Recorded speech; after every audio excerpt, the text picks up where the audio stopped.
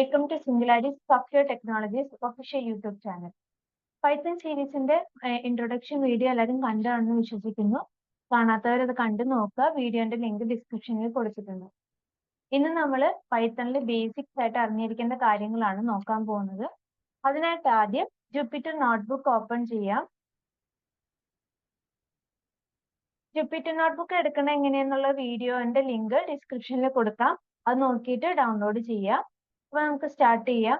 ഇനി നമ്മൾ ഫസ്റ്റ് നോക്കാൻ പോകുന്നത് എന്താണ് ഐഡന്റിഫയർ എന്നാണ്. ഒരു എൻറ്റിറ്റിക്ക് കൊടുക്കുന്ന പേരിനെയാണ് നമ്മൾ ഐഡന്റിറ്റി എന്ന് പറയുന്നത്. എന്താണ് എൻറ്റിറ്റി എന്ന് ഉദ്ദേശിക്കുന്നതെന്ന് വെച്ചിട്ടുണ്ടെങ്കിൽ വേരിയബിള്, ഫംഗ്ഷൻ, ക്ലാസ് അങ്ങനെയുള്ള ഒബ്ജക്റ്റിനെയൊക്കെ ഐഡന്റിഫൈ ചെയ്യാൻ വേണ്ടിയിട്ട് നമ്മൾ ഒരു പേര് കൊടുക്കും. ആ പേരിനെയാണ് നമ്മൾ ഐഡന്റിഫയർ എന്ന് വിളിക്കുന്നത്. ഇനി ഈ ഐഡന്റിഫയർ നമ്മൾ എഴുതുന്ന ടൈമിൽ അല്ലെങ്കിൽ നമ്മൾ ഒരു എൻറ്റിറ്റിക്ക് കൊടുക്കുന്ന ടൈമിൽ കുറച്ച് റൂൾസും കാര്യങ്ങളൊക്കെ ഉണ്ട്. ഇനി അതാണ് വൺ ബൈ വൺ ആയിട്ട് നമ്മൾ ഇവിടെ നോക്കാൻ പോകുന്നത്.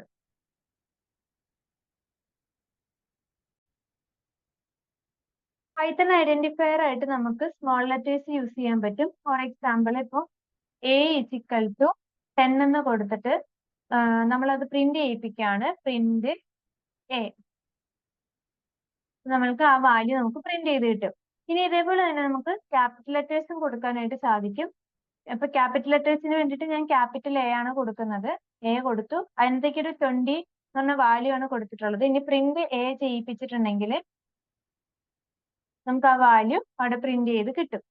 ഇതേപോലെ തന്നെ നമുക്ക് ഡിജിറ്റ്സ് യൂസ് ചെയ്യാം, അണ്ടർസ്കോറും യൂസ് ചെയ്യാം. പക്ഷെ ഡിജിറ്റ്സ് യൂസ് ചെയ്യുന്ന ടൈമിൽ നമുക്ക് സ്റ്റാർട്ട് ചെയ്യാൻ പറ്റത്തില്ല ഡിജിറ്റ്സ് വെച്ചിട്ട്.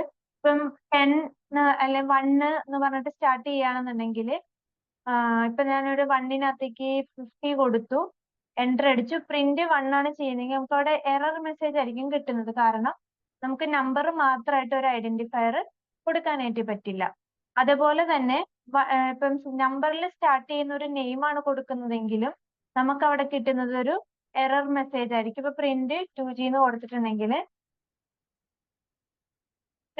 കിട്ടുന്നത് ഒരു എറർ മെസ്സേജ് ആയിരിക്കും. പക്ഷേ നമുക്ക് ഈ നമ്പേഴ്സ് ലെറ്റേഴ്സിന്റെ മിഡിലായിട്ടോ എൻഡിങ്ങിലായിട്ടോ ഒക്കെ കൊടുക്കാൻ പറ്റും. ഫോർ എക്സാമ്പിൾ A2 നോ, അല്ലെങ്കിൽ A1 = 45 എന്ന് കൊടുത്തിട്ട് പ്രിന്റ് A1 കൊടുത്തിട്ടുണ്ടെങ്കിൽ നമുക്ക് റിട്ടേൺ ചെയ്ത് വരും.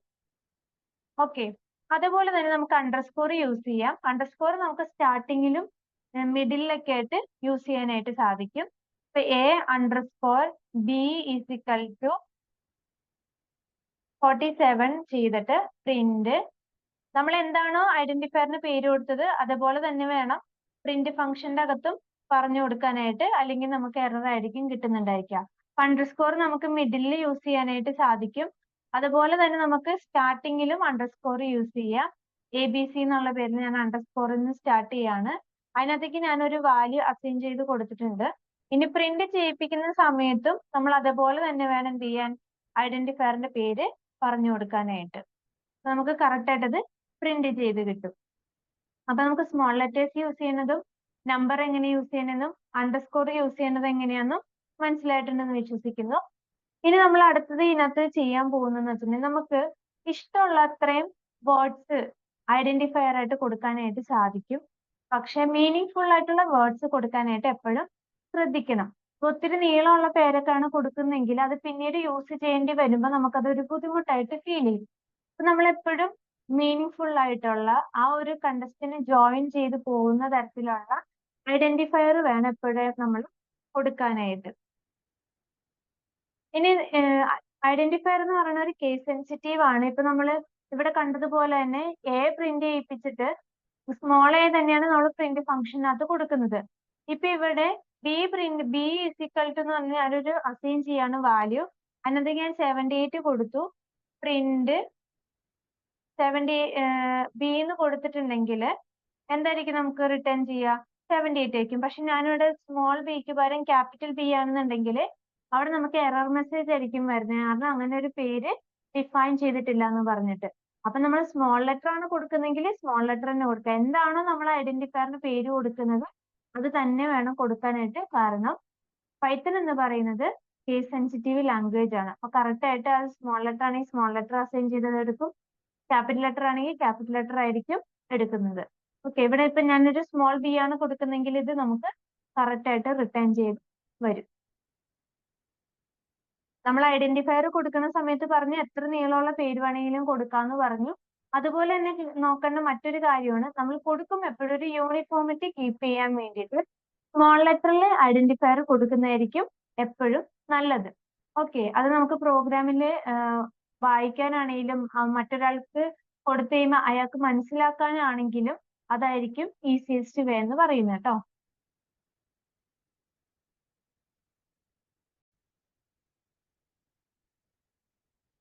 നോക്കാൻ പോകുന്നത് കീവേഡ്സ് ആണ്. കീവേഡ്സ് എന്ന് വെച്ചിട്ടുണ്ടെങ്കിൽ സ്പെഷ്യൽ മീനിങ് ഉള്ള വേർഡ്സ് അല്ലെങ്കിൽ പൈത്തണിൽ റിസർവ്ഡ് വേർഡ്സ് ആണ് കീവേഡ്സ് എന്ന് പറയുന്നത്. പൈത്തണിൽ ആകെ 33 കീവേഡ്സ് ആണ് ഉള്ളത്. ഈ കീവേഡ്സ് എല്ലാം സ്മോൾ ലെറ്റേഴ്സിലായിരിക്കും ഉണ്ടായിരിക്കുക. നമ്മൾ ട്രൂവും ഫോൾസും ഒഴിച്ച് ബാക്കിയെല്ലാം സ്മോൾ ലെറ്റേഴ്സ് കാണും. ട്രൂവിന്റെയും ഫോൾസിന്റെയും ഫസ്റ്റ് ലെറ്റർ എപ്പോഴും ക്യാപിറ്റൽ ലെറ്റർ ആയിരിക്കും. ഇവിടെ നമുക്ക് കാണാം ക്യാപിറ്റൽ ലെറ്ററിനകത്ത് ഫോൾസ് എഴുതിയാലും ട്രൂ എഴുതിയാലും ഗ്രീൻ കളറിലായിരിക്കും. കീവേഡ്സ് എല്ലാം മെയിൻലി കാണപ്പെടുന്നത് ഗ്രീൻ കളറിലായിരിക്കും. ഇനി ബാക്കിയുള്ള കീവേഡ്സ് എന്ന് പറയുന്നത് സ്മോൾ ലെറ്റേഴ്സിലായിരിക്കും. ഇപ്പൊ ആൻഡ്, ഓർ, ഫോർ, വൈൽ ഇങ്ങനെ വരുന്ന എല്ലാം എന്താണ് കീവേഡ്സ് ആണ്. ഇതൊക്കെ നമുക്ക് ഗ്രീൻ കളറിലാണ് അപ്പിയർ ആവുന്നത്. ഈ കീവേഡ്സ് ഐഡന്റിഫയർ ആയിട്ട് യൂസ് ചെയ്യാറില്ല. ഇനി ഐഡന്റിഫയർ ആയിട്ട് യൂസ് ചെയ്യണം എന്നുണ്ടെങ്കിൽ എന്ത് ചെയ്യണം, ഇതിനെ നമ്മൾ ഫസ്റ്റ് ലെറ്റർ ക്യാപിറ്റൽ ആക്കി കൊടുക്കുകയോ അല്ലെങ്കിൽ ഫുള്ളി ക്യാപിറ്റൽ എഴുതുകയോ എങ്ങനെ വേണമെങ്കിലും നമുക്ക് മാറ്റാം. ഈ ഇപ്പം ആൻഡ് എന്ന് പറയുന്നത് ഇപ്പം കീവേഡ് ആണ്. അപ്പൊ ആൻഡ് കീവേഡ് ആവുന്നത് ഗ്രീൻ കളറിലാണ്. ഇതിന്റെ ഫസ്റ്റ് ലെറ്റർ ഞാനൊന്ന് ക്യാപിറ്റൽ എ ആക്കിയിരുന്നെങ്കിൽ അതിപ്പോ ഐഡന്റിഫയർ ആയിട്ട് യൂസ് ചെയ്യാനായിട്ട് സാധിക്കും. അപ്പൊ നമുക്ക് കീവേഡ്സ് തന്നെ ഐഡന്റിഫയർ ആക്കണം എന്നുണ്ടെങ്കിൽ എന്ത് ചെയ്താൽ മതി, ഫസ്റ്റ് ലെറ്റർ ക്യാപിറ്റൽ ലെറ്റർ ആക്കി എഴുതിയാൽ മതി. അല്ലെങ്കിൽ ഫുള്ള് നമുക്ക് ക്യാപിറ്റൽ ആയിട്ട് യൂസ് ചെയ്യുകയും ചെയ്യാം. കാരണം കീവേഡ് എല്ലാം അപ്പിയർ ആവുന്നത് സ്മോൾ ലെറ്റേഴ്സിലായിരിക്കും. അടുത്തതായിട്ട് നമ്മൾ നോക്കാൻ പോകുന്നത് ഇൻഡന്റേഷൻ ആണ്. ഇൻഡന്റേഷൻ ഇമ്പോർട്ടന്റ് ആയിട്ടുള്ള പാർട്ടാണ് പൈത്തണിനകത്ത്. ഒരു ബ്ലോക്ക് ഓഫ് കോഡിനെ ഇൻഡിക്കേറ്റ് ചെയ്യാൻ വേണ്ടിയിട്ടാണ് ഇൻഡന്റേഷൻ യൂസ് ചെയ്യുന്നത്. ഒരു ലൈൻ ഓഫ് കോഡിന്റെ ബിഗിനിങ്ങിലുള്ള സ്പേസിനെയാണ് നമ്മൾ ഇൻഡന്റേഷൻ എന്ന് വിളിക്കുന്നത്. ഒരു ഇൻഡന്റേഷൻ എന്ന് പറയുന്നത് 1 ടാബ് സ്പേസ് ആണ്. 1 tab space means 4 space. For example നമുക്ക് നോക്കാം, ഒരു കണ്ടീഷണൽ സ്റ്റേറ്റ്മെന്റ് കൊടുക്കുമ്പോൾ ഇഫ് 10 ഗ്രേറ്റർ ദാൻ 2, ഇവിടെ നമ്മളിപ്പം ഇഫ് 10 ഗ്രേറ്റർ ദാൻ 2 കൊടുത്തിട്ട് ഒരു കോളൻ കൊടുക്കുന്നുണ്ട്. ഈ കോളൻ കൊടുത്തിട്ട് എൻ്റർ അടിച്ചു കഴിയുമ്പോൾ ഓട്ടോമാറ്റിക്കലി 1 ടാബ് സ്പേസിലാണ് എന്ത് ചെയ്യുന്നത്, ആ ലൈൻ ഓഫ് കോഡ് വന്ന് നിൽക്കുന്നുണ്ടായിരിക്കുക. അപ്പൊ ഈ ഒരു പാർട്ടിനെയാണ് നമ്മൾ എന്ത് വിളിക്കുന്നത്, ഇൻഡന്റേഷൻ എന്ന് വിളിക്കുന്നത്. ഇപ്പം ഗ്രേറ്റർ ദാൻ 2 ആണെന്നുണ്ടെങ്കിൽ എന്ത് പ്രിന്റ് ചെയ്യണം, പ്രിന്റ് 10 എന്നുള്ളത് വരണം. അതാണ് നമ്മുടെ കോഡ് എന്ന് പറയുന്നത്. അപ്പൊ ഈ ഒരു സ്പേസിനാണ്, ഇത്രയും വരുന്ന സ്പേസ് ആണ് എന്ത് ഇൻഡന്റേഷൻ എന്ന് വിളിക്കുന്നത്. ആ സ്പേസ് എന്ന് പറയുന്നത് 4 സ്പേസ് ബാർ ക്ലിക്ക് ചെയ്യുന്നതായിരിക്കും. ഒരു ടാബ് എന്ന് പറയുന്നത് 4 സ്പേസ് ബാർ തന്നെയാണ്. നോക്കാൻ പോകുന്നത് കൊട്ടേഷൻ ആണ്. കൊട്ടേഷൻ എന്ന് വെച്ചിട്ടുണ്ടെങ്കിൽ സ്ട്രിങ്ങിനെ റിപ്രസെന്റ് ചെയ്യാൻ വേണ്ടിയിട്ടാണ് നമ്മൾ കൊട്ടേഷൻ യൂസ് ചെയ്യുന്നത്. കോഡ്സ് എന്ന് പറയുന്നത് സിംഗിൾ കോഡ്സ് ഉണ്ട്, കോഡ്സ് ഉണ്ട്. നമുക്ക് ഒരു സ്ട്രിങ്ങിനെ സിംഗിൾ കോഡ്സ് ഉപയോഗിച്ചിട്ടും ഡബിൾ കോഡ്സ് യൂസ് ചെയ്തിട്ടും റിപ്രസെന്റ് ചെയ്യാനായിട്ട് സാധിക്കും. ഇതിനുള്ള എക്സാമ്പിൾ നമുക്ക് നോക്കാം. ഇപ്പൊ ഒരു നെയിം എന്ന് പറഞ്ഞിട്ട് ഒരു ഐഡന്റിഫയർ കൊടുത്തു. അതിനകത്തേക്ക് ഞാനൊരു നെയിം കൊടുക്കാണ്. കൊടുക്കുമ്പോൾ നമുക്ക് സിംഗിൾ കോഡ്സ് യൂസ് ചെയ്യാം, അല്ലെങ്കിൽ നമുക്ക് ഡബിൾ കോഡ്സ് യൂസ് ചെയ്യാം. ആദ്യം നമുക്ക് സിംഗിൾ കോഡ്സ് നോക്കാം. സിംഗിൾ കോഡ്സിനകത്ത് നെയിം ആയിട്ട് സിംഗുലാരിസ് എന്ന് കൊടുക്കാണ്. ഇനി ഇത് പ്രിന്റ് ചെയ്യിപ്പിക്കുമ്പോൾ പ്രിന്റ് നെയിം നമുക്ക് സിംഗുലാരിസ് എന്ന് പ്രിന്റ് ചെയ്ത് വന്നിട്ടുണ്ട്. ഇനി നമുക്ക് വേറൊരു പേര് കൊടുക്കാം, നെയിം 1 എന്ന് കൊടുക്കാം. നെയിം 1 ഈസ് ഈക്വൽ ടു, വീണ്ടും നമ്മൾ ഡബിൾ കോഡ്സിനകത്തേക്ക് സോഫ്റ്റ്വെയർ എന്ന് കൊടുക്കാണ്.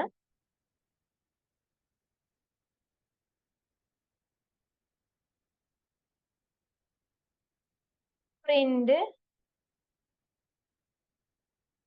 നെയിം 1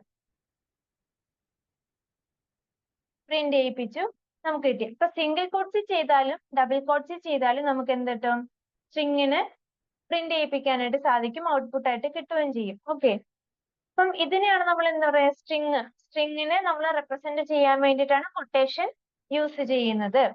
ഇനി നമ്മൾക്ക് കോഡ്സ് യൂസ് ചെയ്യാം. ട്രിപ്പിൾ കോഡ്സ് യൂസ് ചെയ്യാൻ എന്തിനാന്ന് വെച്ചിട്ടുണ്ടെങ്കിൽ മൾട്ടിപ്പിൾ ലൈൻ സ്ട്രിങ്ങിന് വേണ്ടിയിട്ടാണ്. നമ്മൾക്ക് കൊടുത്തിരിക്കുന്ന സ്ട്രിങ്ങിനെ മൾട്ടിപ്പിൾ ലൈൻസ് ആയിട്ട് പ്രിന്റ് ചെയ്ത് തരും. ഫോർ എക്സാമ്പിൾ നമുക്ക് ഇപ്പൊ അഡ്രസ് ഒക്കെ എഴുതുന്ന ടൈമിലാണെങ്കിൽ നമുക്ക് മൾട്ടിപ്പിൾ ലൈൻ സ്ട്രിങ് ആണ് വരുന്നത്. അപ്പൊ അഡ്രസ് ഈസ് ഈക്വൽ ടു എന്ന് പറഞ്ഞിട്ട് നമുക്ക് കൊടുക്കാം.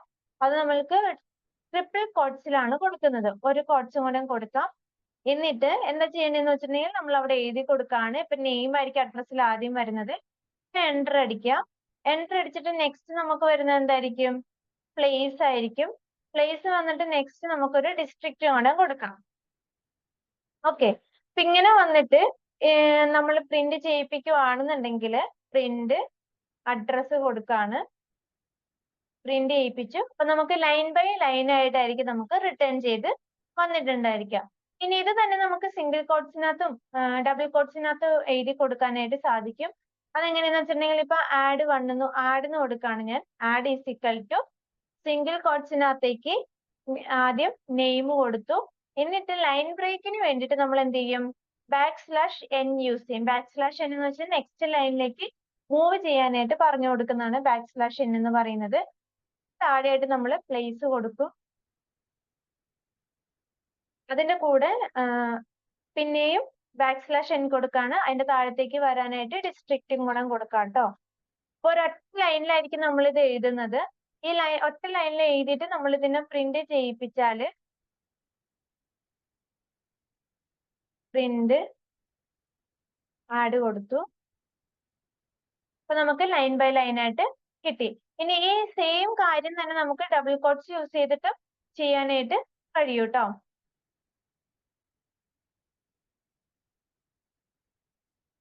ഡബിൾ കോട്ട്സിലാണ് നമ്മൾ ചെയ്യുന്നതെങ്കിൽ നമുക്ക് കിട്ടും. ഇവിടെ നെയിമിന് പകരം ഞാൻ ABC എന്ന് കൊടുക്കാണ്. ഇവിടെ ആഡ് 1 എന്ന് പേര് മാറ്റി കൊടുക്കാണ്. റൺ ചെയ്ത് നോക്കാം. കണ്ടോ? അപ്പൊ സിംഗിൾ കോട്ട്സിലും ഡബിൾ കോട്ട്സിലും ട്രിപ്പിൾ കോട്ട്സിലും ഇതേപോലെ നമുക്ക് എന്ത് ചെയ്യാൻ പറ്റും? മൾട്ടിപ്പിൾ ലൈൻ സ്ട്രിങ് പ്രിന്റ് ചെയ്യിപ്പിക്കാനായിട്ട് സാധിക്കും.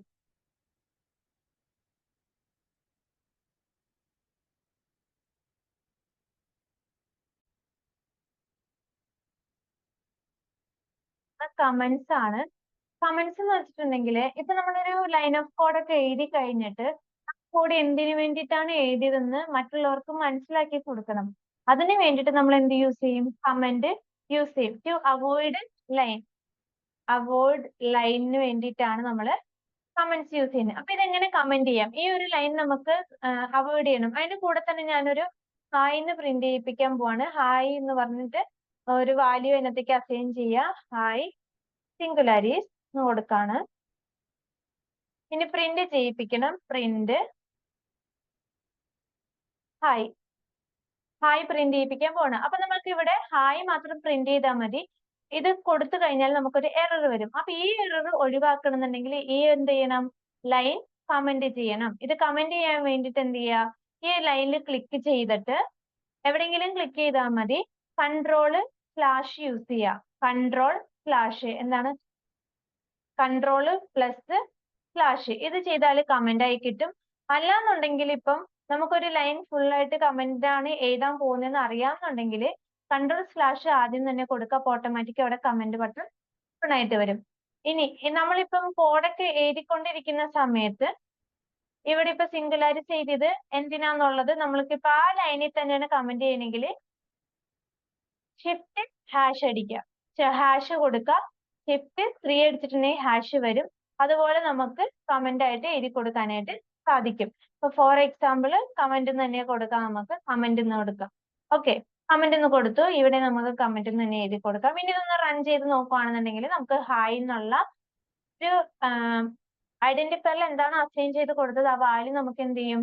പ്രിന്റ് ചെയ്ത് കിട്ടും. ആ കമന്റ് ചെയ്തിട്ടുള്ള ഒന്നും അവിടെ എന്ത് ചെയ്യില്ല? വർക്ക് ആവില്ല. ഇനിയിപ്പോ ഞാനിവിടെ ഈ കമന്റ് കളഞ്ഞിട്ടാണ് ചെയ്യുന്നതെങ്കിൽ അവിടെ എറർ വരും. ഇത് കമന്റ് ആയതുകൊണ്ടാണ് ഇന്റർപ്രറ്റർ എന്ത് ചെയ്തത്?